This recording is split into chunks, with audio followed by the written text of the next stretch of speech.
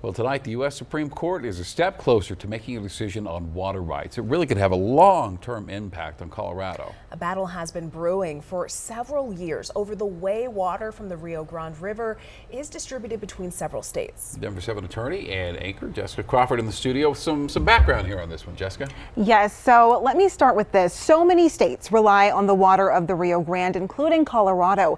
Back in the 1930s, New Mexico and Texas first came to an agreement on how to divide the use of that water, but since then, so much has changed. Water rights attorney Gage Zobel explains. You know, with climate change happening and the effects of climate change, drought conditions occurring, you're having competing demands for water, and that's not going to change.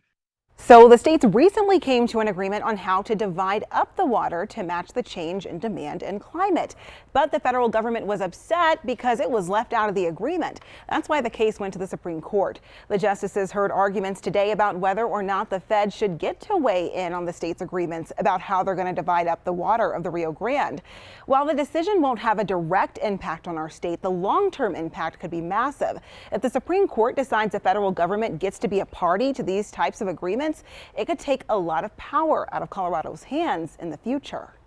Colorado's in two major river basins, Rio Grande and the Colorado River Basin, where we're going to be having potential ongoing litigation as we move forward in drought conditions. And the last thing that we want is for the United States government to be granted the status of an intervener, because if we do that in Rio Grande, maybe that's going to happen in Colorado River, and that's going to give further issues for Colorado in the future. The Supreme Court could release its decision as soon as June. In the studio, I'm Jessica Crawford, Denver 7.